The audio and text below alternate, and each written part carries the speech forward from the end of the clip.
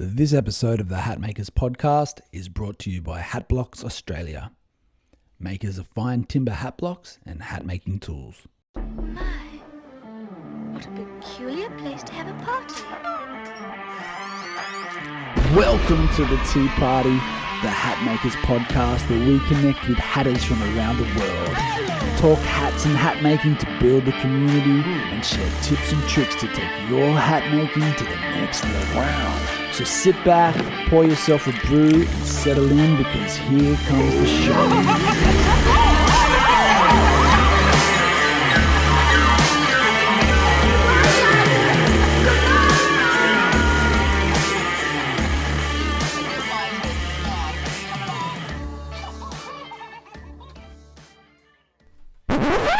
On this episode of the Hat Makers podcast, we're chatting with Braeden from Paterson Hat Company.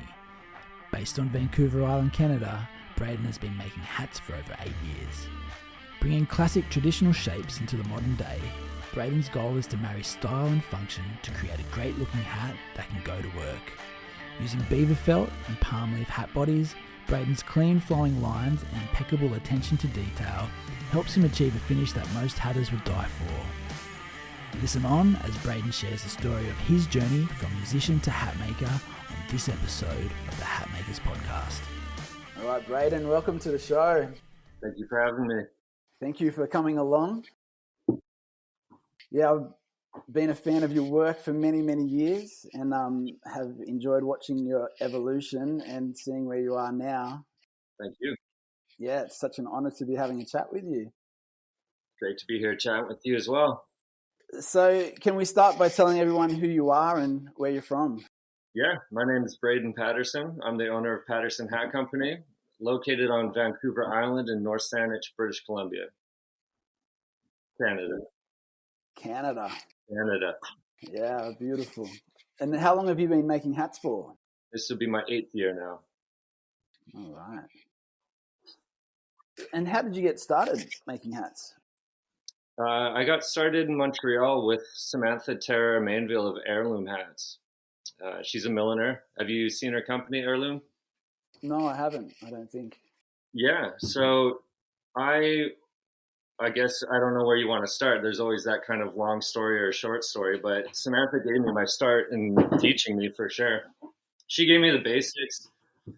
She taught me how to block felt. She taught me how to make my first hat, which was not a felt hat. It was a Greek fisherman's cap, and she taught me how to draw the pattern, put it to fabric. I didn't know how to even, thread a sewing machine. That was pretty fun, learning that too. She had an industrial one, and I just didn't get the hang of that, so I just ripped through a few things with that. Greek fisherman's cap. Blocking felt, she showed me a little bit differently from how I do it now. I'm not sure if it's more of a millinery technique compared to a Western hatter's, but you block the crown and the brim separate, and then you sew it together and then put in, your trim and inside sweatbands and all that afterwards. Okay. Yeah. So let's hear the long story. What inspired you to get started? Well, there's one conversation that comes to mind, and it was with a friend of mine. He's an old bandmate as well. I had been living in London, England, and we had moved from Canada to the UK to, pursue that over there, and things lined up, and of course nothing worked out over there, but I'd gone through the whole process of getting my visa and, pretty much uprooting Canada and going to England for that. And then just one day he was like, I'm kind of done with what we're doing here. I'm going to go to Italy. And there's I think it was a sandal making apprenticeship, which then led to boot making. And that's what he does in London now. So you can check out the Parachute Collective and Footwear for Film. He does I'm trying to remember her name. Is it Maggie Smith, who is in Harry Potter? And he's done some for big stars. He'd be the one to talk to. I can't tell you his story from that side, but he does well. But with that in mind, I still, I spent the rest of my time there, which was 2 years, and then I came back. I went to still pursued music in Montreal, which then I was put in touch with a friend's girlfriend who is Sam, and I, she was just finishing. I think it was a millinery course, and I expressed my interest, and I offered to pay her some money to show me how to get started, which she accepted. And we did that. I think she made me pay like once, and then she's like, we started to become friends. She's like, you can just come and I'll just keep showing you the basics and help you get started. And that time was really exciting for her because that's when she was building her website, about to start a brand. She hadn't had her business launch yet. And yeah, that was the start of her business and the start of my first hat, I guess. The start of your hat journey. So had you been a hat wearer prior or interested in hats? Yeah, but probably not good hats, like just the ones you find in thrift stores and whatnot. Didn't have a full understanding until I really started getting into what makes a good hat. So when did you transition from the fisherman style hats and sewing things together to blocking felt hats? First day, second day, she was like, you should learn this side of it too, and it will help you understand how things are put together. So I was all for it. And so it was like the second class we did. She got me to go to a thrift store, pick up an old felt, and then she showed me how to take it apart, block it, and build a hat with something old, which is what I did for probably a couple of years. It was only vintage felt, and it was great practice, and found a lot of, as many people say, or I've listened to the other shows here, and they'll say you can take apart a hat and see what you like with it and what makes a good hat, and so it was a good part of the learning process as well. Yeah. Yeah. So right now you're Paterson Hat Company, but when I first met you, you were Black Tulip hats. That's correct. Yeah, and that was the reworking of vintage hats. And also I started working with newer felt as well. Before that, I used to just tag my name, and I knew I always wanted to be Paterson Hat Company or have my name tied to it.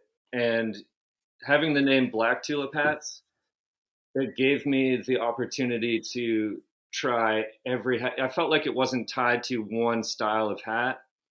And I just took every opportunity I could to make hats, just to take in whatever orders were coming in and build those hats and use it to better my craft. And then once I did feel like I got to the point where I was, there was like a certain day when I felt like the line was just drawn in the sand, where it's like, I know exactly what I want to be doing and I don't want to waste any time doing anything else. And then I decided to rebrand and steer the ship in the direction I wanted it to go. Wow. Can you explain kind of what you were making before and then the process or the epiphany that you had where it's like, okay, well, this is what I want to make now? Yeah. So how far back do you want to go? Like Black Tulip hats to Paterson hats? Yes, please. So with the vintage hats, I was making, well, the very first hats I made, I don't think I had a grasp on, even by feeling the felt, I didn't know if it was wool or fur or what. And then pretty soon, once you start, you feel a fur felt compared to wool, you get it right away. But I was just building, I was taking requests of what anyone wanted. The first hat I did that was an order was a flat brim bolero style hat. Thinking back, it had just a ribbon band and a little feather tucked in the side. Very simple. I wasn't using leather on the insides. I had no clue where to even get that at that time. I did a Peterson ribbon and a custom piece where the client wanted his nickname, which was Greasy, embroidered into the sweatband. And I just said yes to all the requests and just built my arsenal by taking all that on. So that was all with vintage. So it's slightly different. You just block. There's not much finishing that you have to do. Fairly easy just to iron out with your household iron. And I was using a stovetop kettle, and I had one or two blocks. I had a flat top block and an open crown. That was my size, which was a gift from Sam when I left Montreal, because, well, the story about how she got all her blocks was I was looking to find an open crown block. I didn't know any block makers at the time, so it was all looking online for eBay, whatever, vintage. And we found a whole shop had closed down. It in the photo, I think it was like, I think the site was like, in Canada, there's something called Kijiji, and it's kind of like, I don't know what you guys have in Australia, for just like a used website full of for sale stuff. And there was hundreds of blocks and ribbon and old machinery.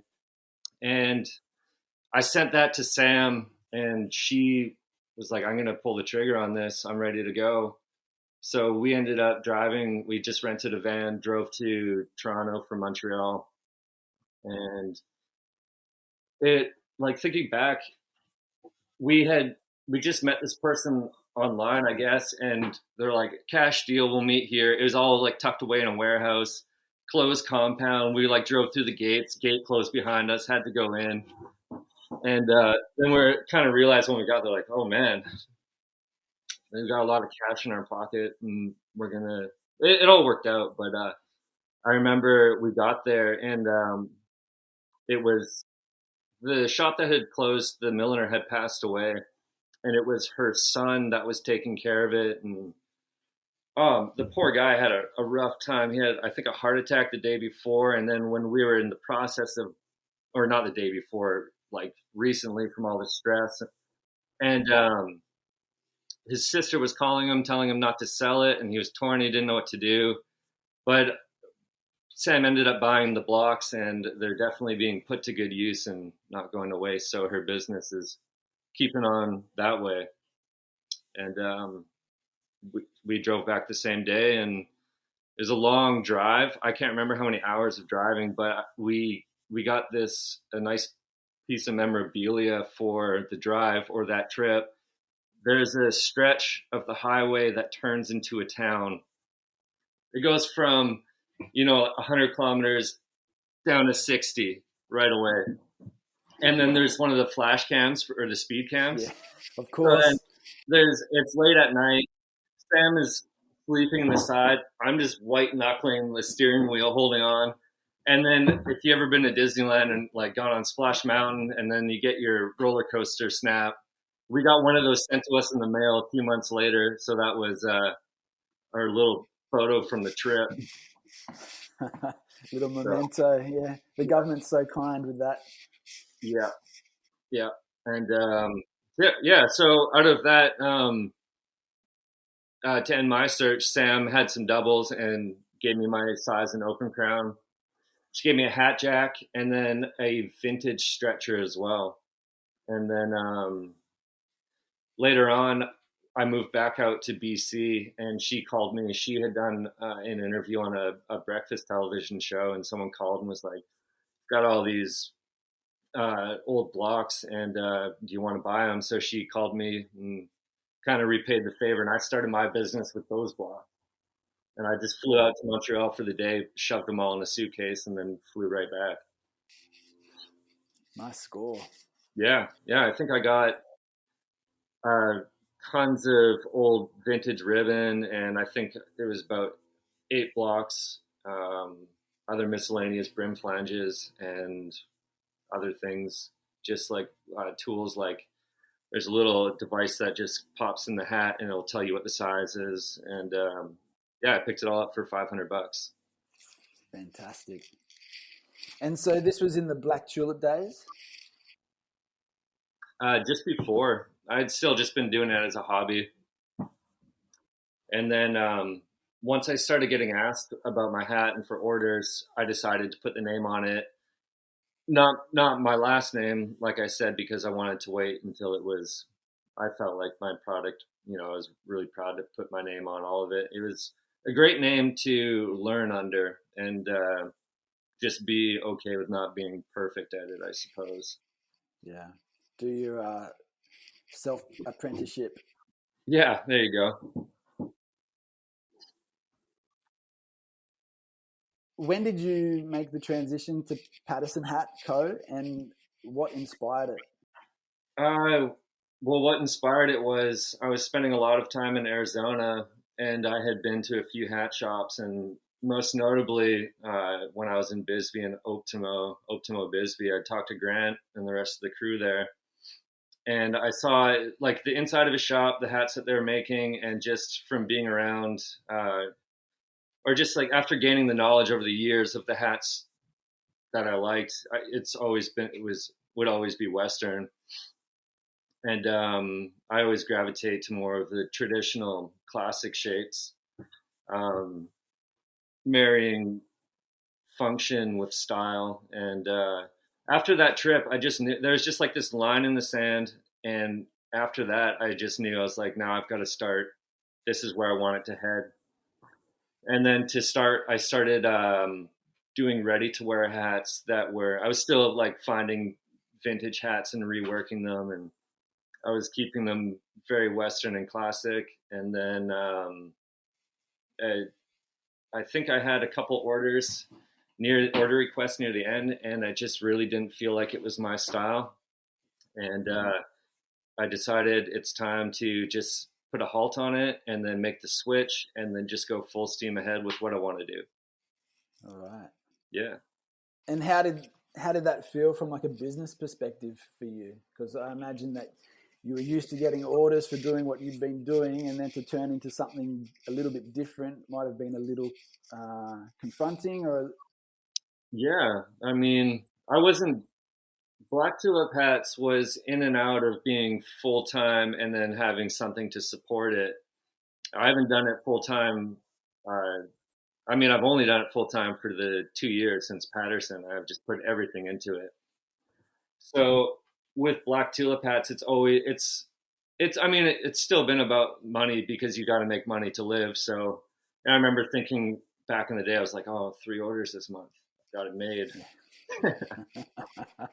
And yeah, it was more just the love of doing it, learning, and once it started to pick up more, that's when it I was like, I got to put everything into this if I want to make it work. I can't do 1 foot in, 1 foot out. So I just decided to go for it. So, well, with that sense, yeah, it definitely feels daunting to just jump in, but as with everything that I've done, if it doesn't work out, I figure I'll just go back and to what I was doing and start again and figure it out that way. So, yeah.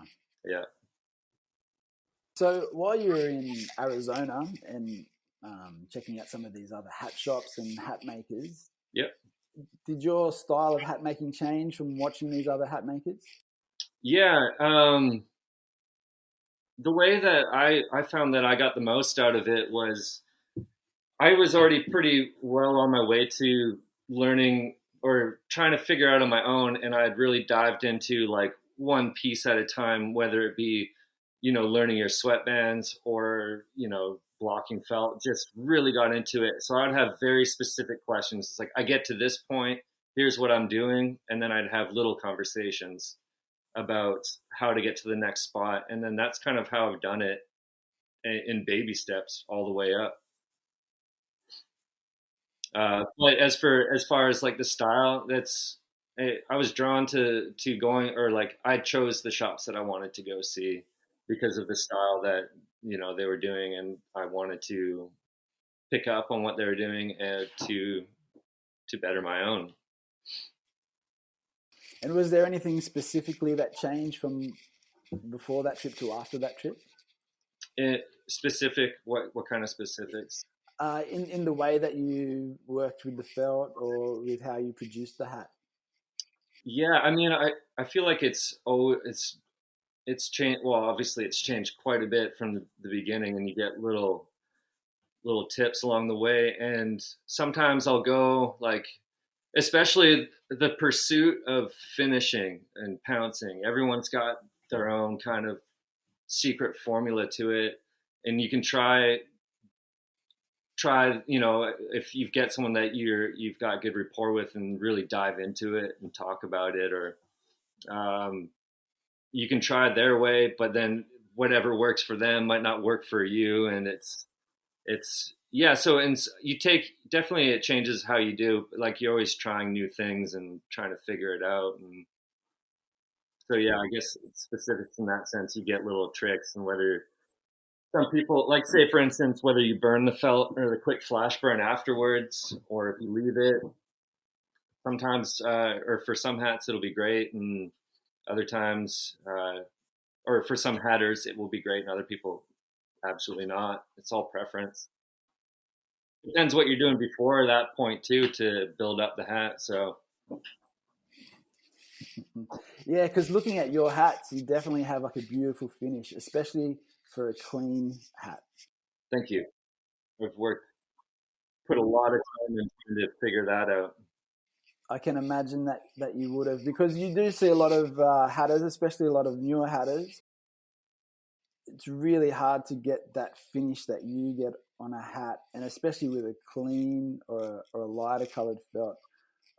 A lot of people will do that burning, and it'll change the color of the felt, or it Right. just doesn't look quite right. And it's been really amazing to watch your work evolve and to see that beautiful clean finish that you get on all your hats. Oh, well, thank you very much. Yeah, it's definitely noticeable. Cheers, man. Yeah. Would you have any little tips that you could share on how to maybe move towards a cleaner finish? Yeah, take time in every single step. It's not just your finish, like when you're sanding, pouncing the hat. It's all the steps that you do before that prepare it for that. Really know the material you're working with, whether you're with Winchester or FEPSA or any other of the felt producers. Um, I do each. I mainly work with Winchester. Um, I've worked a little bit with FEPSA. I don't have an account with FEPSA, and it's for pure beaver. It's pretty expensive bringing it up to Canada.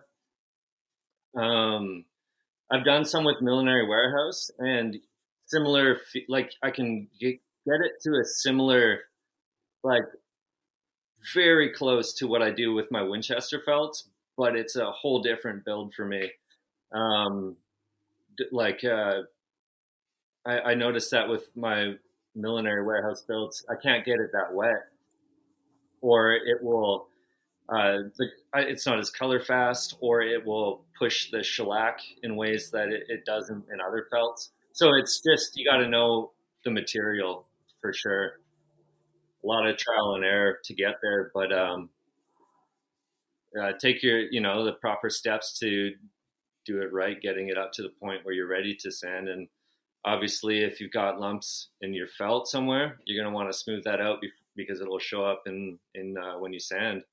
So try to get all the bumps out of your felt, make it real smooth, either from ironing or pressing or plating, whatever you're doing, before you proceed to sand. Because once you start pouncing, it's got to be perfect. Yeah, I've noticed with the Millinery Warehouse felts that they don't really absorb the steam as well as the Winchester, and they don't really get quite as malleable and flexible. Oh, for the blocking? Yeah, for the blocking, yeah. Yeah, I haven't tried the pure beaver with them yet. I've only done the 50-50 blend, so it wasn't. I found that I tried steaming one, and then the other way I do it is called wet, or it's like a wet block where the felt is soaked, and then then I just blast it with steam, and then that adds a little bit more. But with the wet block with the millinery warehouse, I had problems with my finish, so I had gone through the whole process, and when I got to it, I ended up deciding not, or I discarded the felt. So it was a learning process of that too. So. And do you have a preference, or do you predominantly work with beaver or rabbit felt? Yeah, so when I started Paterson, it was just pure beaver. I'm such a small shop, and I only want to be producing the highest quality. But with the raise in the prices of the felt, I still wanted to have an option that was available for people that want a good quality hat, but aren't ready to like invest all the way in the pure beaver. So now I offer 50-50 blend. What the X count is all over, but I guess standard would call that 50X. And in today's terms, it would be 50X, and then 100X for pure beaver. Although I know some people call that 200X, and I've seen some people call it 500X. Or you can go traditional and just call it 10X. 10X. Yeah. So do you use rabbit felt at all, or just the beaver and the beaver blend? Yeah, I've made myself a hat with rabbit just to see how it go, and I decided not to offer it.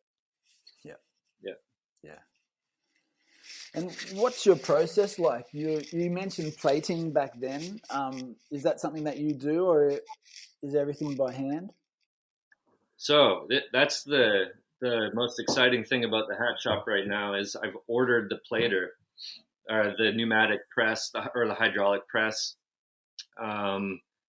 It's gonna cut off, like, right now I iron and plate by wood and clamps to get that flat brim, and then now it's gonna shave off a day or two at least of being in that. So I cannot wait for that to be ready. This fall it's supposed to get here. How exciting. Yeah. Have you got any of those tools yet, or are you still? Not yet, no. But I just saw Jay from Coup de Tete, and he's just got a nice new blocking machine. Oh, the finger blocker. Yeah. Oh man, yeah, that's his shop is. I got to go see him in Toronto. Jay was actually, when I started, he was really nice to me, and he set me up with. I think I sent him one of the vintage hats I made, like photos of it, and I was like, I don't know it, like, I don't know where to go from here. What am I like? Can you just give me a critique? And he was, I think, in just being really nice, he was just like, oh, you need to get some tools to help you out. He set me up with his dad. He didn't say it looked bad, but when you don't say it, or he's always been really nice. And we're completely different styles now, but in the beginning I was trying everything, and he was still just like more than happy to help. And he set me up with his dad, who was on the island, and his dad made me a foot toliker, brim puller, and one of the pusher downers as well. Oh, wow. Yeah, and at that time, like, finding any of the tools, it was just like it was you had to dig for them. It was treasure hunting for sure. Yeah, it was fun. Yeah, Jay's a legend.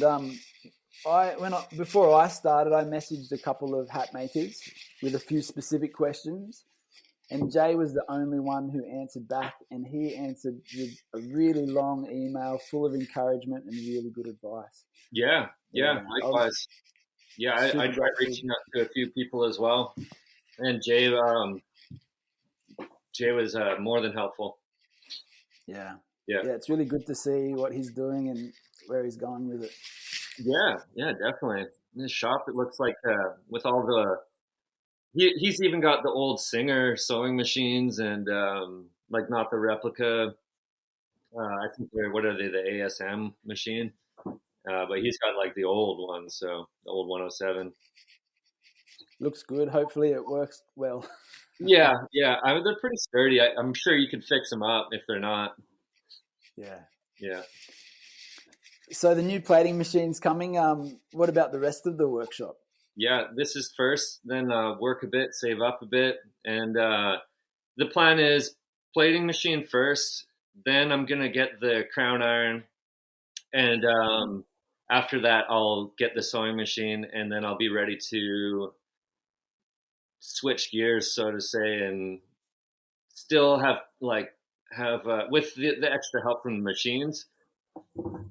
I'm hoping to make even better hats with the help of that. Just of how dense you can make the felt, and just really make a sturdy hat even more, and save me hours of standing on top and just making sure it's just right.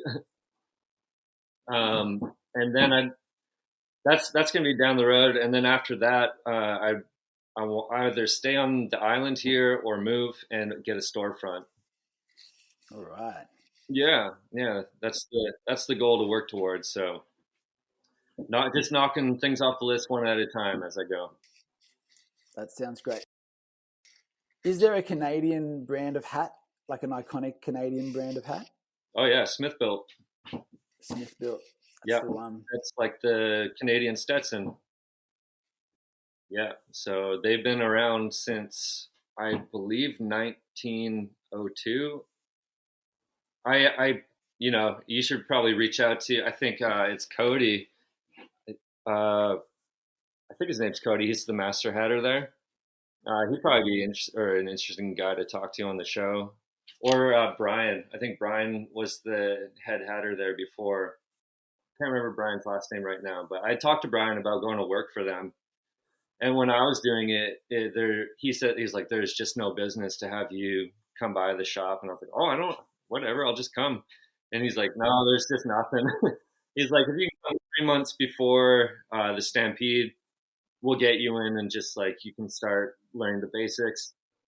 That time it was August, and like the Stampede had just passed. I was like, well, I don't want to wait. I want to get going. And then that's when I started. I'd already been making hats, and I had like a little portfolio I was sending around I was trying to come down to the States. I tried to go to Arizona Hatters. I had sent them a bunch of work. I'd recently gone down and met the crew there, different from when I first tried to get in. It's a good group of guys with Max, Dom, and Jesse. They're all good guys down there. But it's just it's so hard to get a visa to just go down and work for that little bit. It would just be, I'd have to just go in just as like a vacation and volunteer my time, and I just didn't have the money to do that. Yeah. And is something like that in the future on the cards to build a larger production type facility and a larger brand?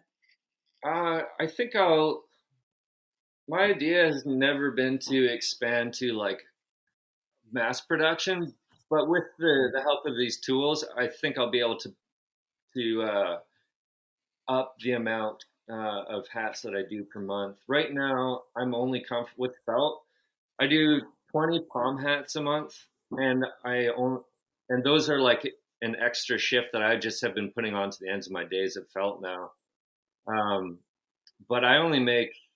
I was talking to Cody Wellema about this, and he's like, "Oh, it's not." He's like, "If that's what you can do a month, that's good." But he's like, He was saying he does about 5 a week. I think I do 10 a month, and I'm a bit slower, but I'm very particular, and everything's got to be. I'm not saying that Cody's an amazing hatter, so he's got the machine. So I'm hoping I can kind of do the same numbers as what he's doing once I get him to. Doing that 5 a week would be really nice. There's a limit though, because with the customs, as you know, there's a lot of the back and forth, and to keep it personal, I don't want to get away from that, because it's part of the process that's important to some people. Got that straight ahead, just like, this is what I want, this and this. But then it's nice to get back and forth to make that real custom hat, that whether for my business, it's working within the subtleties. So it's, same shape as a hat off a rack, say like a cattleman shape, but it's just got that extra little bit to it, or the proportions are just right for crown height, brim width, all the formula to make a nice hat. Yeah, you look like you're kind of creating your own classics there. Classics are what I'm drawn to. There's a rule that I always carry in mind.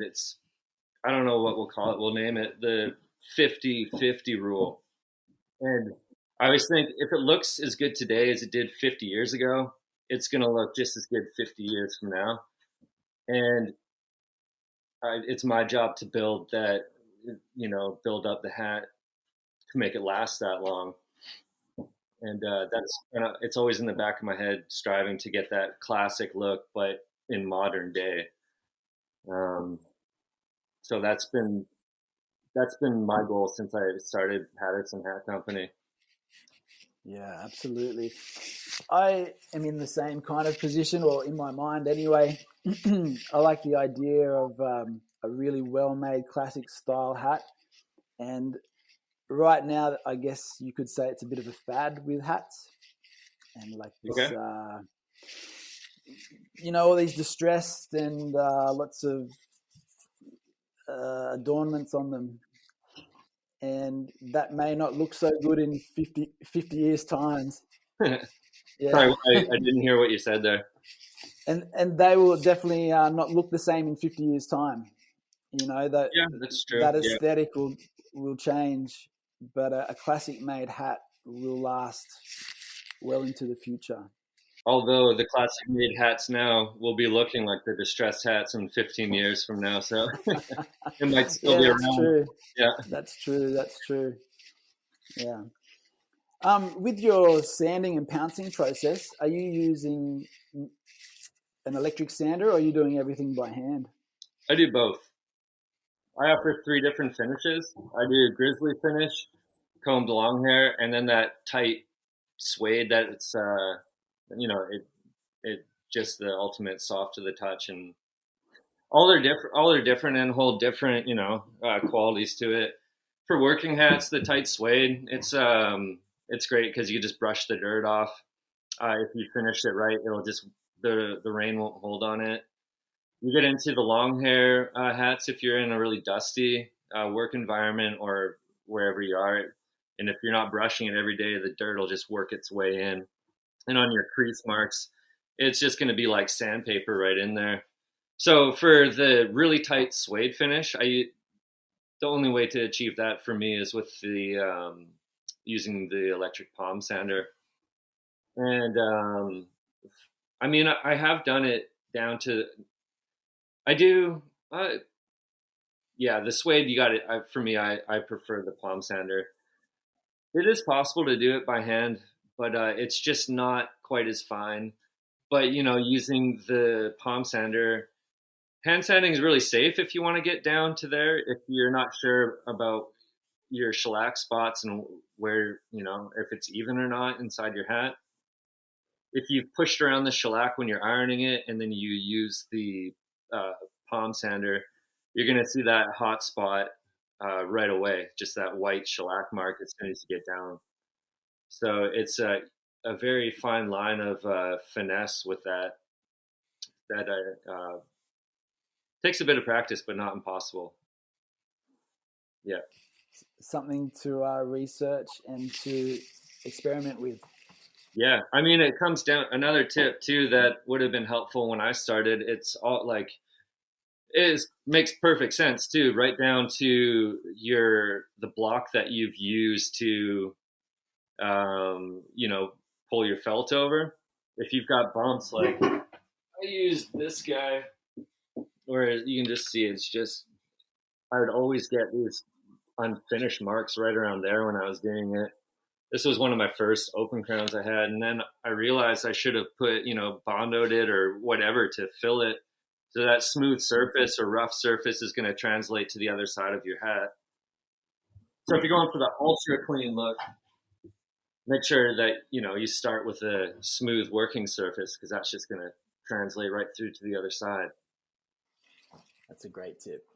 Yeah, there's a one that the light bulb went on when it happened. I was like, it's a uniform. I was like, I swear I've got it like perfectly ironed. I've done it for this amount of time, same spot, and then it just kind of clicked. I was like, there's more to this than just the sanding on the outside. Yeah. So where do you draw your inspiration from in regards to hat styles and shapes, the image of your brand? Well, the image of the brand, that was drawn just from actually a lot of it. When I was thinking about it, my grandmother, um, when she moved to the island, she had stables and was in Western Show, and has always been like just that would talk about classic westerns, and I wanted to tie it in with her in mind as well, especially with the family brand, and I like dove pretty far into old artwork and aesthetic, whether it's like the old hardcovers from, like classic books. Like there's some beautiful old Zane Grey books, the covers on them. Um, Joe Mora has some beautiful artwork in his books as well. Um, as far as aesthetic, I've always been drawn to that, and I just wanted something classic that would just run. As with my hats, I didn't want something to be like, oh, this looks like a really '80s logo or whatever, and like in 40 years time from now, it's still just have that classic look to it. Although I do think the cowboy stuff from the '80s looks pretty cool, so good logos out of that period as well. Yeah, you definitely have a timeless look to your work and to your logo. Thank you.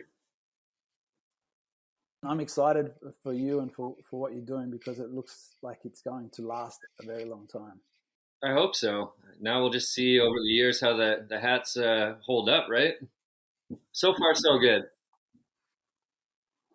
So far, so good. Yeah, that's it, isn't it? Yeah. How long will they hold up for? So you're in a little workspace now. Can you tell us a little bit about how you came to find this place and where it is at?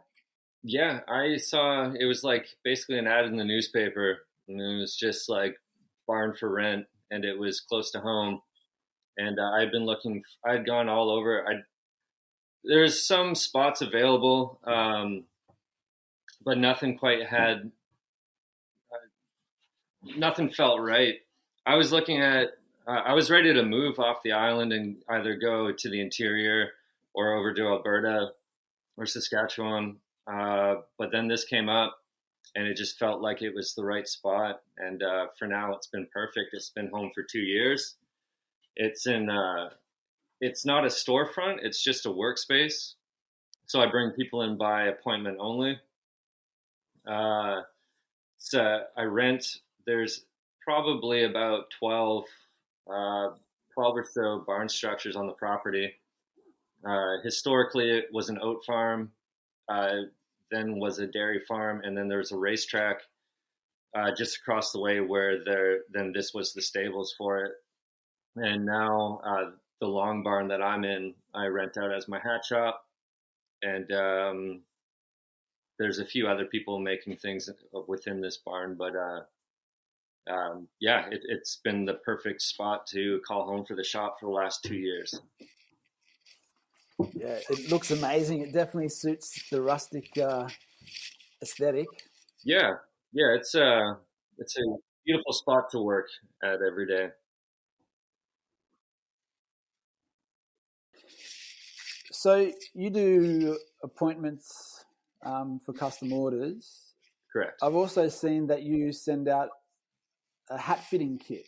Oh yeah, that's been the best way, especially with building, the heavyweight Western felts. If it's not fit to the head, it could be a very uncomfortable break-in period or just not fit at all. As you discussed with Paul, with the long oval, regular oval, egg oval, slim oval, whatever, everyone's got a different head shape. So what I do, I've got a fleet of those new conformers, the 3D printed ones, and then I slip those into a package that I mail out. And I sit down with every customer as like kind of what we're doing here with the either FaceTime or Zoom or whatnot. And that gives us the chance to, I guide them through. So it's as if I'm there in the shop taking their measurements. Also gives us a great opportunity to really dive into talking about their hat, what styles they would like. And then you're able to see, the face shape. You can see them in profile and get a really good idea for what's going to work for them. And that's seemed to have solved the problem. And once or twice it hasn't worked. I think I didn't spend enough guiding properly on how to really fit it, or it's been changed either in the mail or something. But if that ever happens, I guarantee all my hats, and I just get them to send it back. I'll build a new plate, ship it out again. So no stress except for the time lost. Yeah. And so you ship out a conformature and they'll do the head sizing and they'll send it back. Yep. Where are most of your customers based? USA.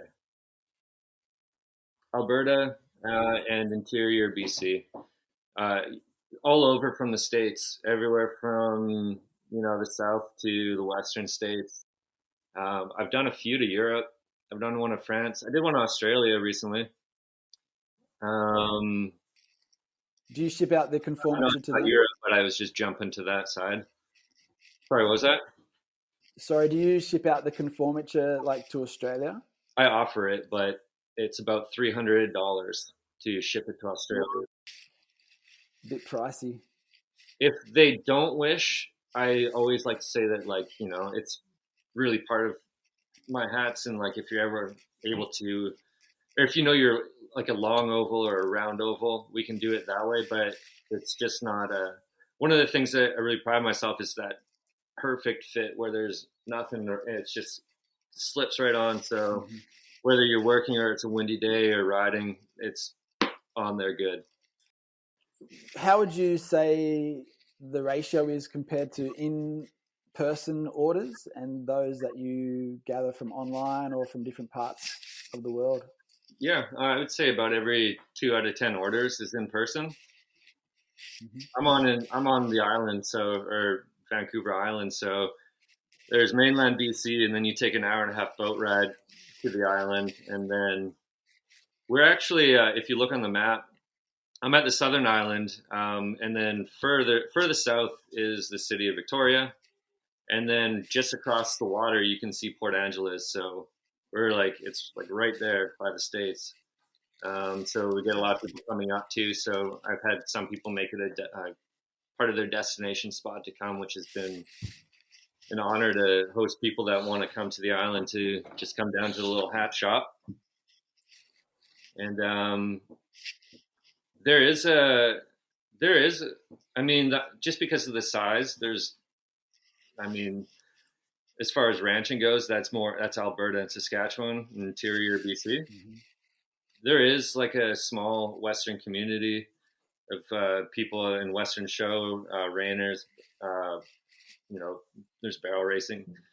There's one rodeo grounds that's coming up soon. It's in Coombs, and the event's called Bulls, Broncs, and Barrels, and I'll be selling my hats there this year. That's the 19th and 20th, and they've got the historic rodeo grounds there, so it's just a fun party at the end of summer. So I'm looking forward to that.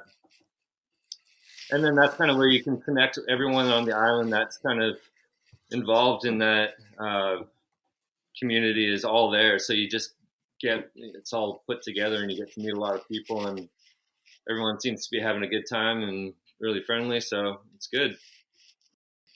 So you kind of have a Western and rancher type look, but you also said before that you're a musician. That's right. So do those things line up with your work? Do you make hats for a lot of musicians? I do for some.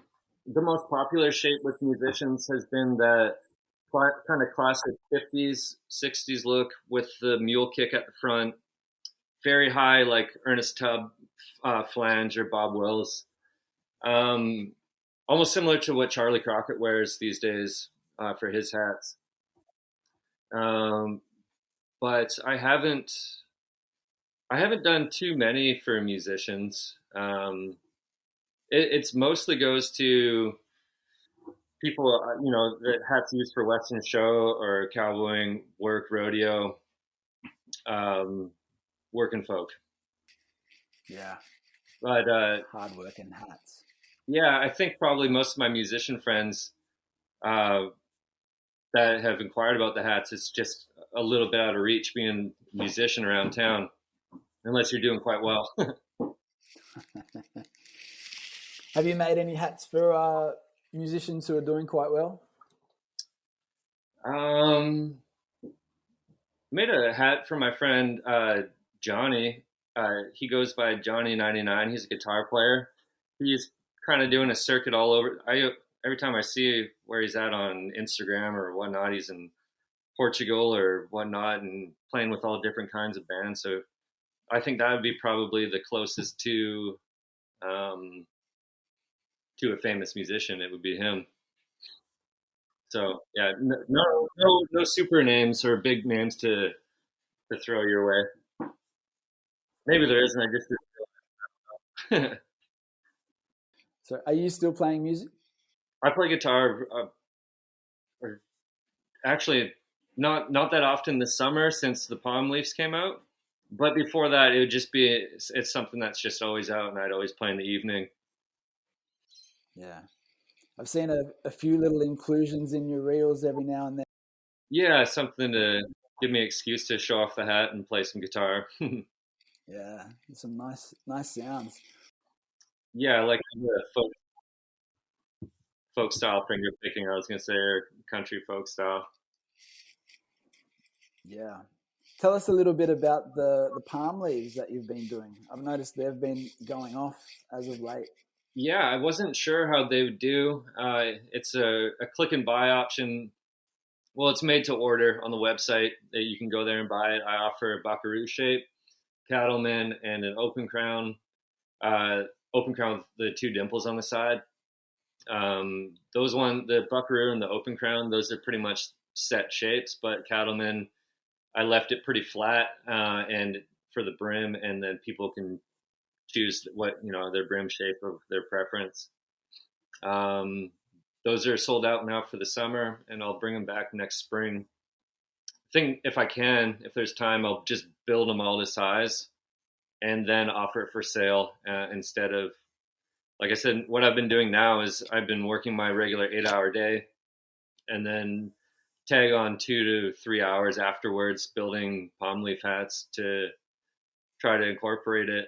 It was my idea to bring them in because I thought for sure, with all the talk about felt being hard to get, I was like, oh, there might be a bit of a gap coming up, and I'm, coming short on my stock that I'm pretty well stocked mostly, but I just started to run out, and then the palm leaves came, and then the week after that, I got a big box from Winchester, which was awesome, and then and now I see one's coming on the 1st, so I can't complain about that.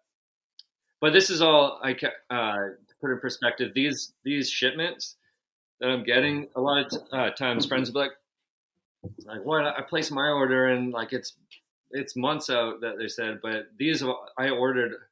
I was guessing that I was like, I'm hoping to sell this much next year, so I put all these orders in from some are coming in from over a year ago now, and thankfully I had the foresight to buy in bulk, as you mentioned. Yeah.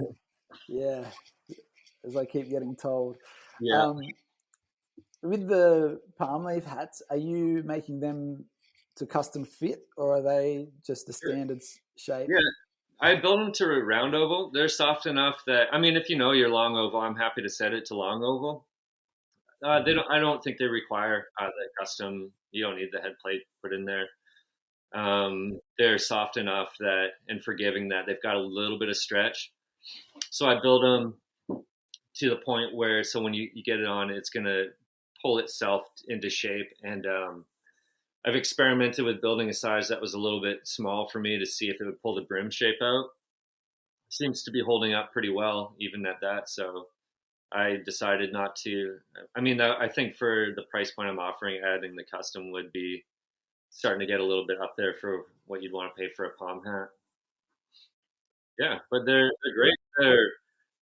They're very like weighing between doing straw or the palm leaf. I chose the palm leaf because I found that they've been very durable. Um, they look. I mean, they don't look like the straw hats. You can get them looking exactly like how you build your felt hats. Different finish, obviously, but similar shapes. Um, so I chose the shapes with these hats. I chose to make them, really suit the material, and I'm happy with the shapes that I chose, and the maintenance for them. If you're in a really dry climate, you just either spritz them with a little bit of water to re-moisturize them, and if they get bent out of shape, I put suede sweatbands in mine, so I know with other palm hats you can dunk them and then reshape them. So what I recommend for my hats is you just get a sponge and then you just go over with water until it's saturated, and then to reshape. They've almost got a memory once it's set the first time, and you can just reset it in, so anyone at home can do it. Yeah, awesome. Yeah, And so, what's your price point between the palm leaf and then, say, your more deluxe beaver felt hats? sure. It's $240 for the palm leaves. That's Canadian, and then my price point for pure beaver starts at $12.75. Yeah, nice. Yeah. And that can just go up depending on what people want to add to it, or Yeah, there's a lot of custom options. I've done some really custom work where I've had people send me the tail from their horse, and I've woven it together. And I'm currently learning how to do the hitching as well, hitched horsehair. So that will be something I'll offer in the future.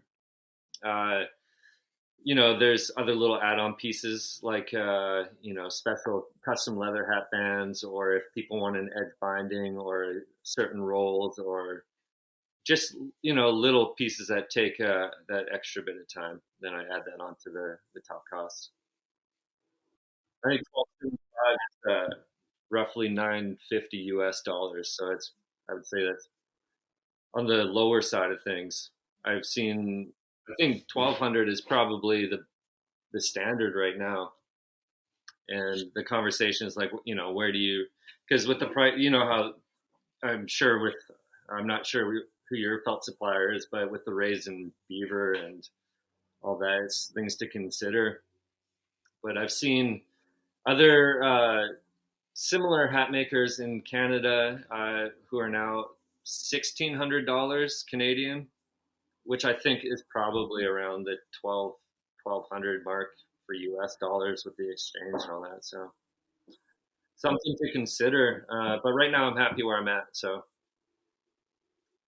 And does that price include the custom fitting? Yes, yeah, I do that complimentary. I'm looking at I do it with just like a standard dried SPF at the moment. I think for a more deluxe option, I'm going to add a nice hardwood to really complete the package of your custom hat, and then you've got your plate. And one thing I worry about with the SPF is over time moisture and expanding and shrinking. But I keep everyone's tracing on file to double check to make sure that that's not the case if they send me back their plate, to make another hat. Awesome. So you take the tracing, you make a plate block or a band block for the fitting, and you'll send that block or that little plate with the hat. Along with instructions of how to use it to keep your hat custom fit to you, or to prevent it from shrinking, whether it's, wet and it's been a hot day and then the leather's going to want to pull it in. It's useful as a tool. And then if they, need or find a vintage hat or something, you just pop your block in there and custom fit to your head. There you go. Yeah, that's a really nice touch. Yeah, that it makes all the difference once you get especially like I was saying with the heavyweight felt. Yeah, it can make a real difference with all the different head shapes. Some people find they've got the right size, but the fit is not quite right. Yeah, I've been through all that. So are you doing mostly all customs, or do you do any ready-to-wear hats at all? Closest thing to ready to wear is the palm leaf hats. With I thought I was designing a ready to wear line of they were going to be the 50X beaver rabbit blend, but with how hard it was to bring in materials and to keep it stocked, that will either, if I would like to do that, I'll have to plan, the year in advance for when the materials come and buy a large order of felt for that. Or right now, I can't think about that. It's been great just with the custom orders. So adding that to the plate, that'll be further down when I get either hire an assistant or an apprentice. Sorry, bring on someone to learn. I've got a shop assistant right now. It's been awesome doing all the box building, and I gold stamp cards, just all the very time consuming pieces, preparing shipping boxes and whatnot. So it's been great. Oh, that's nice. Yeah. And does that person have an interest in making hats as well? I don't know. I think she's off to bigger, better things. It's my girlfriend's daughter, so it's her summer job right now. All right. Yeah. Putting the family to use. Yeah, right? Yeah, I guess you got a few more years to go before you put that, or before I can put this one to work. Yeah. Try and get it started young. Yeah, get those little hands to work. Yeah. So how would you describe your style? With focus on classic traditional shapes brought into modern day. The goal is always to marry style and function. Have it be, a great looking hat that can go to work. Nice. Yeah. And going back to the beginning, do you remember the first hat that you made that you sold? Yeah. That was to, I was mentioning, we were talking about it a little earlier. I just remember his name is Greasy because that was his nickname. And it was the flat brim bolero with the Paterson ribbon, telescope crown, black bow. I think it had a little spotted feather on the side, just like a little craft feather. I don't think it was a real thing. And I sold it for $80. All right. Yeah. How long ago was that one? That was 2 years after I'd been making hats that came along. So that was 6 years ago. Wow. Yeah. And that was built, what did I do for the sizing? I had the one block, the one open crown, and I had these vintage wool felts. And if I didn't have the size, block over till it's, build up the block that you had. And I didn't have a foot toliker, so I was doing brake lines with my hands, and I didn't have a pusher downer, so I was using my fingers to push the cord down. It was not good. It turned out looking okay. I've photographed every single one of my hats, so I've got every single hat I've made. I've got on record to go back and look, and it's really fun to see the early builds. Wow, you must have quite a catalogue. Yeah, I used to do it all on film as well, and then it just didn't. It was not possible once the volume went up to continue that practice. Yeah, when you were Black Tulips, I really loved the photographs that you would take. It was a really beautiful aesthetic, a lot of almost vintage rock and roll, but beautiful classic cars. Had a lot of, yeah, that was my friend's wife. Her car, I think, I can't remember which one it was now. It's old. There's a few different ones. I think you're probably talking about the big red car. It's called Big. She calls it Big Red. I can't remember what kind of car it is. I haven't seen it for a while now. But there's that one. I had a lot of free time to go out and take some nice photographs back then. I would take them out of the shop, find the perfect location, just make a nice day of it. And I spent a few months living in North Carolina as well. And then I had all that beautiful countryside to take photos up there. And that was fun. Reminds me of all the different iterations of the hat shop. There's my friend and I, we shared an apartment, and I absolutely destroyed the kitchen table. There's just ring marks everywhere. And then when I was in North Carolina, I called it the Hat Shack, um, because it was just a little shack outside, and it was always humid and moist, and nothing ever dried out there. And the table I was ironing on this table. It was kind of like a plywood, but then from the water, it was putting the line. So quickly learned that the lines transfer if you don't have a nice. A lot of learning by error for sure. Gets you to where you need to be though, so it's good. Yeah, yeah, definitely need that nice flat surface. I put a crack in a kitchen bench top that in the house that we were living in when I was first ironing my first hats. Yeah, Yeah. that'll do it. The Yeah. steam and heat. What about you? Do you remember your first hat that you made? Yeah, my first hat, I just got like a box of samples or seconds from Winchester. I called up Jeff from Winchester. Do you remember? I'm not sure when you got in. Sorry to interrupt the story, but when I think it was 5 years ago, 5 years ago when I got in with Winchester, and it was all the way in Canada from the south. They sent me a box, and it was like a little note like welcome to Winchester. Here's a 100x, or here's a pure beaver 50-50 blend, rabbit blend. There were seconds, but they're like, that's it. It came in 2 weeks after I signed up. Yeah, me too. I couldn't believe it. I thought I was going to have to pay all this money for all these felts. I was like, oh, there's all these, there's a few felts. They're like, no, those are for you to try, see what you like. So they've been so great right from the very beginning. Yeah, that was amazing. I got this box and there was like 6 or 7 felts of beaver blend, rabbit, dress weight, western weight, and I was like, oh my god, this is incredible.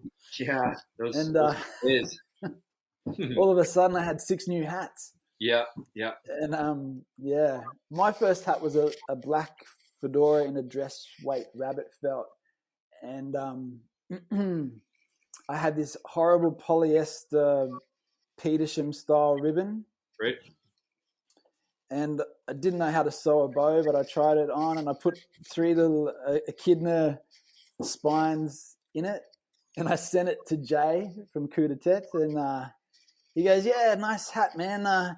Keep trying with the decorations. You'll get there." Yeah, that's fun. And so I played with that a little bit more down the track, but yeah, that was the first one. That was the first one for you, and then how far after did you sell one? Well, then I got onto the other felts that were in the box, and I think within about 2 weeks, I posted a picture to my Instagram account at the time, and this is when Instagram was really organic, and you'd get lots of views on everything.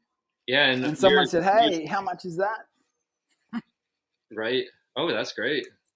And before Creatures, it was just your name for the Instagram? Yeah, it wasn't anything. It was just. I remember seeing your hats before it's switched over to that account as well. Yeah. Yeah, it's always neat to follow and see how far everyone's come and see where you're at in the career of hat making. And see where it goes. Yeah. Yeah. What would you say were the biggest obstacles that you had to overcome to get to where you are? That's hard to say. Every obstacle was that just the learning experience. I think when we started finding how to get material, or like finding a reeded sweatband, seemed like it was, I think, the hunt for just the materials to work with, or the tools, and then the information. I think it's great that it's more readily available.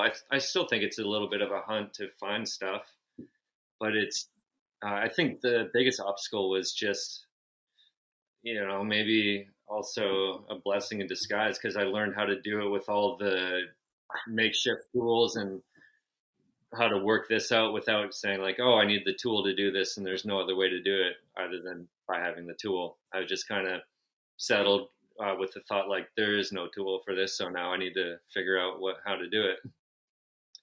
So I guess I don't know if that answered the question of saying that was an obstacle or a good thing, but just we'll say the biggest obstacle was finding the resources and tools to do it. To which I'll give Jay another shout out and say thanks for pointing me in the right direction. Yeah. Yeah. Shout out to Jay. Yeah. And so in the beginning, were there other hat makers that you were looking to find out more, or that you were inspired by? There was a couple other guys doing the vintage kind of direction. There was, I think the account was called Sam Roberts LA. I haven't checked in. There was Sam Roberts, and also Lone Hawk was doing vintage stuff to start with. And I reached out to both and didn't hear anything back. And then Jay, like you said, you reached out to a few people.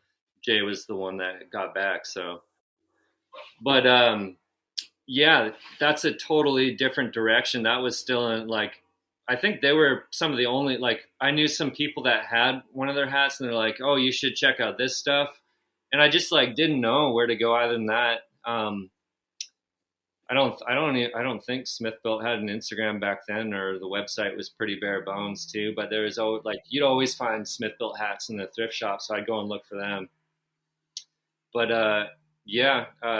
when I started taking note of inspiration, it wasn't directly hatters that were out, out there putting out stuff. I mean, definitely like took notice of Jay and stuff like that too. Completely different styles, but still a hat maker nonetheless, and just trying to see how it's all put together. And I think the best though was finding those old vintage hats, and you just kind of can piece them apart that way and see how they finish the inside and how it's all put together. Yeah. Yeah. And what do you love most about hat making? I like being able to work for myself. I like that there's a formula to the build, whether it's different every time if there's like problems arise, but there's the steps that you take. You can get into the build of the hat and you're like, this is what I have to do today. And the better I've got, the more I enjoy it, because anytime I'd have a custom order, I'd be like, all right, I got to figure this out and make this happen. And now if I see it, I'd be like, oh, this is what I have to do here, and this needs to be done to correct this or to make this happen. So that part I love. I like being able to work with my hands.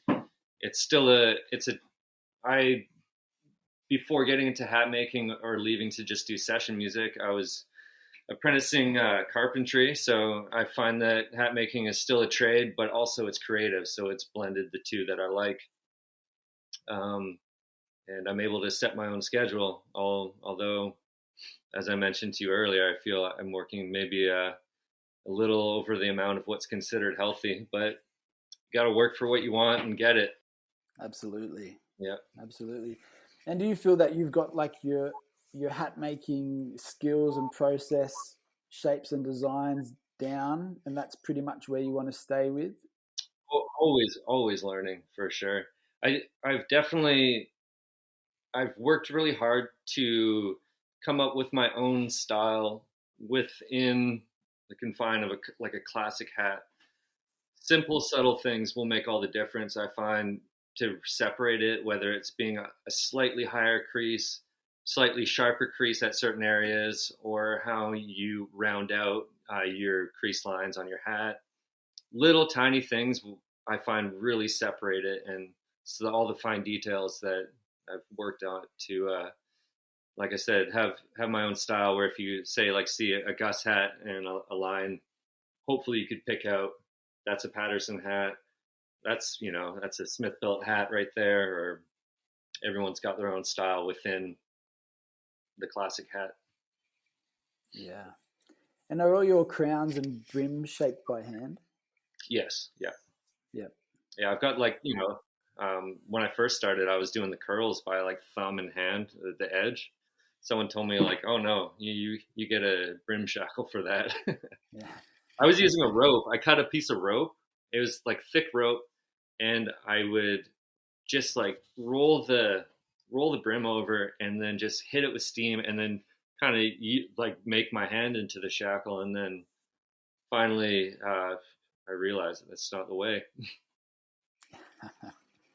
Yeah, But those like the hat that you're wearing now. It's got such a beautiful like flange or yeah, bash to it.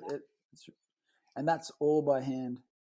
it's pencil rolled, and then I also shaped it by hand as well too for like add a little more flange to the side. Yeah, it's perfect. Thank you. Yeah. What would be the best way to perfect your skills if you wanted to try something like that and to get that accuracy that you get? For what step?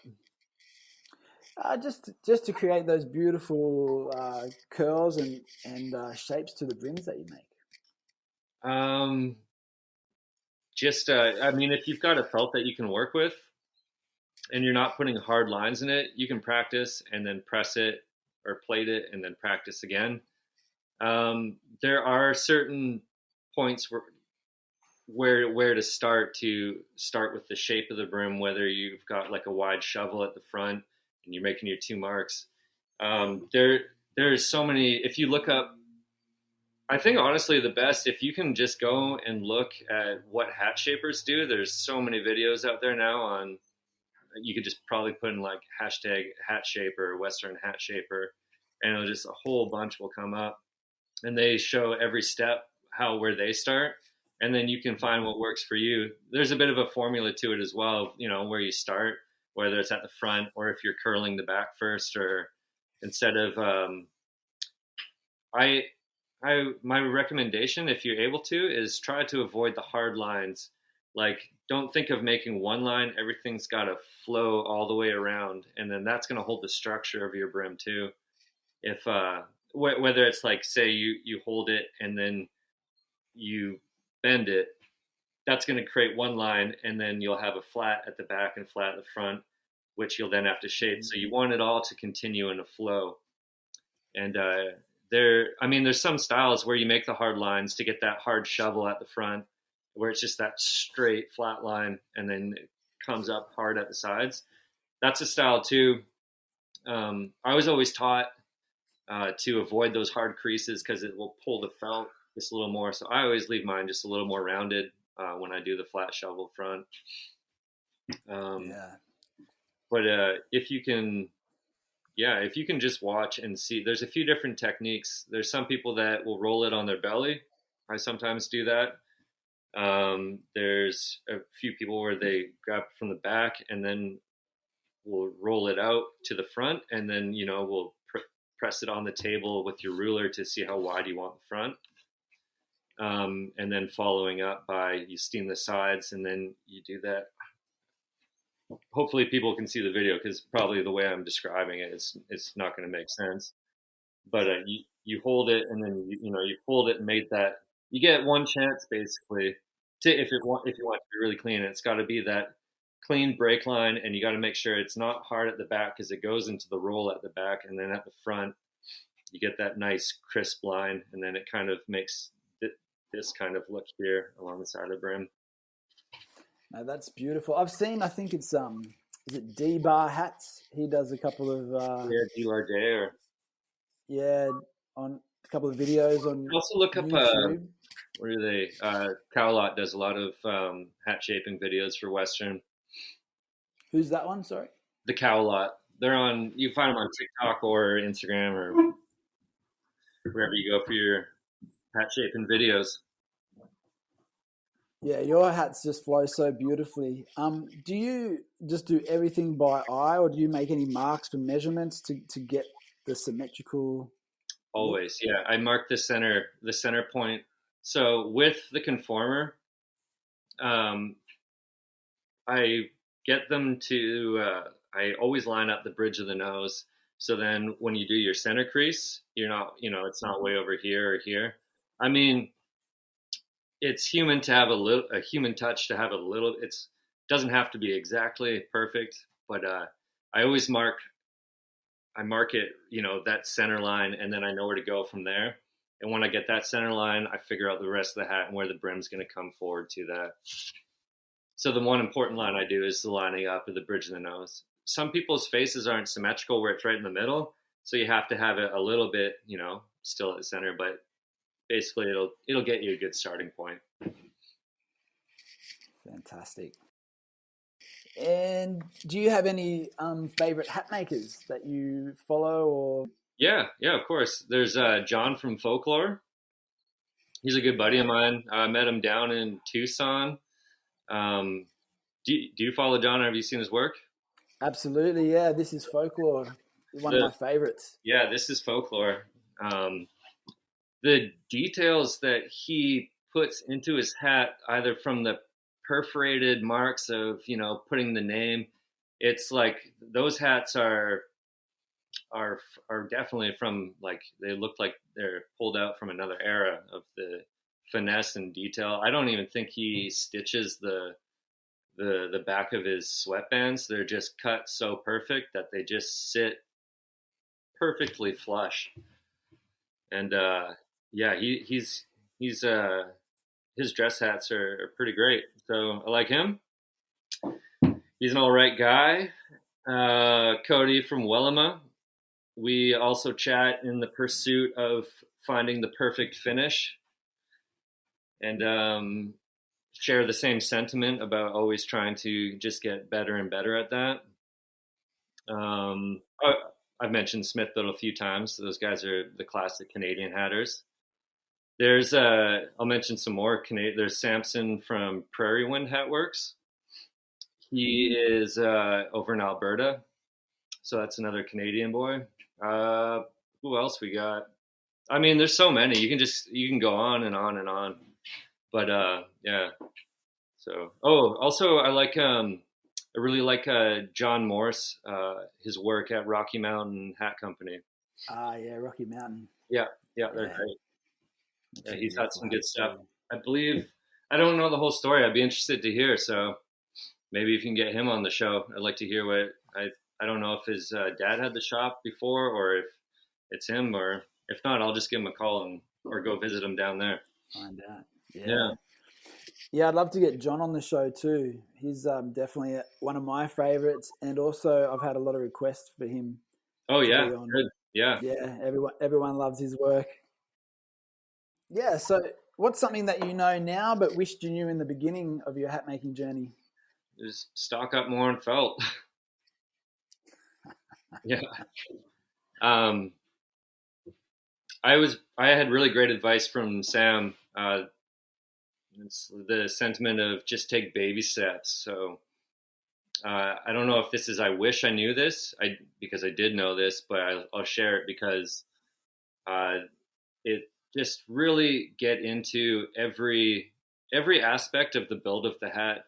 Just take your time and, just whether it's blocking felt, just like really just nail that and then move on to the next part and just really take your time with learning all this, like just build it up in baby steps. And then sooner or later, your arsenal that you've got for making hats is going to be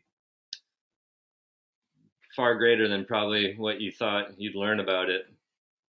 So, I had great guidance from the beginning. So that was good. I just think, wish I had bought a ton more felt at the old prices and when the availability was there. So, and is there a person in the past or the present that you would like to make a hat for? Yeah, let's keep it in Canada, and I'll say Coulter Wall. It's got some great music. Sure does, yeah. So yeah, that voice is incredible. Oh yeah, definitely, yeah. Yeah, I think everyone thought the same thing when they first heard him. It was like, that's an old man behind the microphone right now. And then you see him, you're like, oh man, this kid's got it. Have you reached out to him at all? I met him once. I was doing a hat fitting at one of his shows for the opener, And I mean, I was there after the show doing it. And by that time, they were all just in party mode. And he was really nice, and came up and we chatted about hats for a short minute. And I asked him about the hat he was wearing, and at that time, it was a Halfstad hat. And then I continued to do my hat fitting for a musician named Bob Sumner, and it was pretty wild back there, trying to get the conformer on the head. There's like beers and limes flying all over the place, and I'm just there doing my, trying to get the perfect measurement. But yeah, I haven't reached out since though. That was in the infancy of black tulip hats. All right. A long time ago. Yeah, Habstat makes some really nice hats too. Yeah. I heard her natural dye collection, Hues of the High Desert. Those are beautiful hats.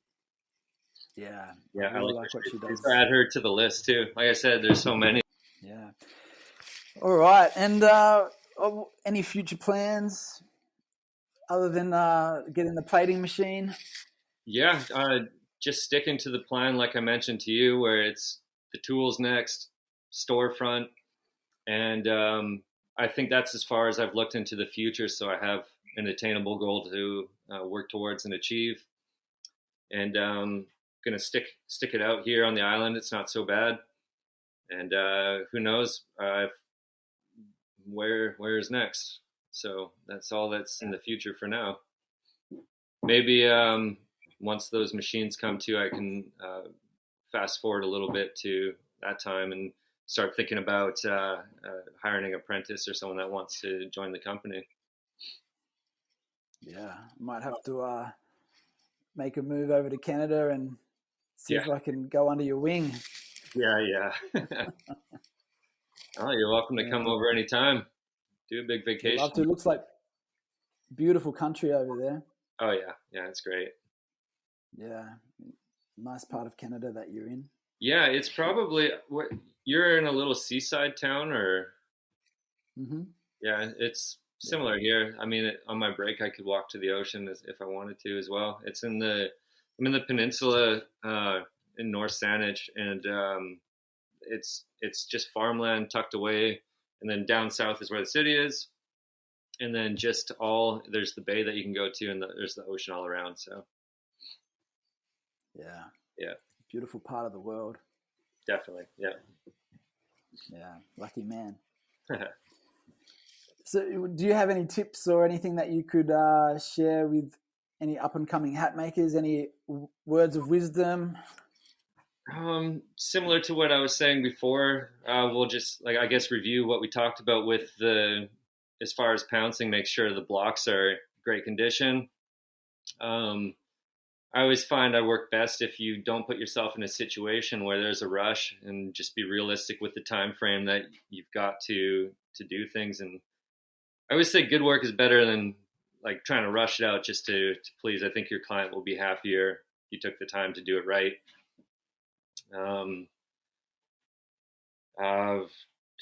Trying to think of specifics when like what Jay did for me with recommending those tools, getting a good foot toliker and pusher downer so you can get your nice brake lines and really iron out your felts so there's no bumps, and that'll help with your finish quite a bit. And by that point, I'm sure there'll be a ton more questions that you'll have, and you can either go to or reach out to whatever hatter you look up to or your colleagues, and just work away that way. Yeah, great advice. Thanks, mate. All right. And is there anything else that you'd like to share? Any final thoughts or? No, just thank you for having me on the show, and congratulations to you and Mia and your baby girl.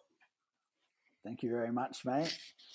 Where can people find you if they want to look at your work? I place orders through Paterson Hat Company. There's a custom order form that you can fill out. PatersonHatCompany.com. That's one T in there as well. Often mistake is two T's in Paterson. If you'd like to see recent work, you can go to Paterson Hat Co. or at Paterson Hat Co. for Instagram. Same handle for TikTok for more videos. All right. So you're doing the TikTok thing? I've got one going. I don't update it as often just because I feel like I can't find the time to do so. But I do have a ton of video footage, and I just need to sit down and just throw some on there to get it out there. But I do have TikTok as well. And have you gone on there? Or? I opened an account. I put a few things on it like a couple of years ago, but I haven't Yeah, touched it. it's kind of hit and miss. Some I'll throw on there and I'll get some views, and then I did like one of just me sanding felt, and that one just I checked it the next day and it was at like 400,000 views or something like that. So I was pretty nuts on there. Whereas like on Instagram, I'll like a good video or a good reel will hit about 10,000 for me. But I don't know. There's just that exponential growth on TikTok that just like if you're on it, I'm sure your business could just go like wildfire. Yeah.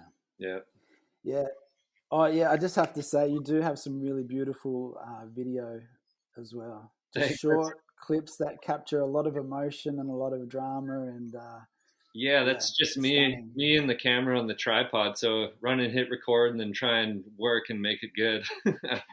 Yeah. There was one where I think there's some car lights going by your studio window over nighttime too. That was really that was really the captured it. first time. I think that was just right when I got my camera. Like I said, I had a film camera before, and then this was the first digital camera I bought. And I found out you can also do videos on it, so I was like, oh, I'll just try and see what this looks like, and I was just playing around with it. And then I saw my clients coming down the driveway, so I thought I'd just try and capture the moment, and it worked out. Yeah, you've got the perfect setup for it there, mate. It's beautiful. Yeah, thank you. Yeah. Well, thanks for coming on, mate. It was awesome chatting with you. Yeah, it's nice to finally talk, not in person, but over video. Instead, we've had text before, but this is the first time having a proper conversation, so it was really nice. Yeah, it's really nice to connect properly, and I've got to thank you for all the little tips that you've shared with me along the way too, because they've been really helpful. Oh, well, good. I can't remember which ones those were, but I hope they're still keeping up and good for you. Have to shoot me a message for some more updated ones. Yeah, that would be great. Right on. Thanks a lot, mate. It's so good to watch you grow and to see what you've created there. I'm really impressed and always really inspired by your work. Likewise, great to see the growth of your company as well. And as I was mentioning earlier, it's cool to see from when we were chatting over text and seeing the iterations of your logo to where your brand is now. So great work and keep it up. Thanks for having me on the show. All right. Thanks for listening to this episode of the Hatmakers Podcast with Braeden from Paterson Hat Co. If you want to check out more of his work, head on over to patersonhatcompany.com and follow him on Instagram at Paterson Hat Co. We actually ended up chatting for about an hour after he wrapped up the podcast, and I wished we were still rolling because the conversation warmed up and Braeden had a lot more to share. So we're definitely going to invite him back on to the podcast down the track. If you like this episode and want to hear more, follow us on Spotify or Apple Podcasts to keep up to date with upcoming shows, and feel free to give us a 5-star rating and share this episode on your socials. You can also find us over on Instagram at the Hatmakers Podcast, where we're building our little hat making community. If you're in need of some hat blocks or hat making tools, check out our sponsor, Hatblocks Australia, at hatblocksaustralia.com.au or on Instagram at hatblocksaustralia. My name is Jack Savage, and you can check out my work at Creatures of the Wild Unknown. Thanks for tuning into this one. Looking forward to catching you on the next show. So until then, keep on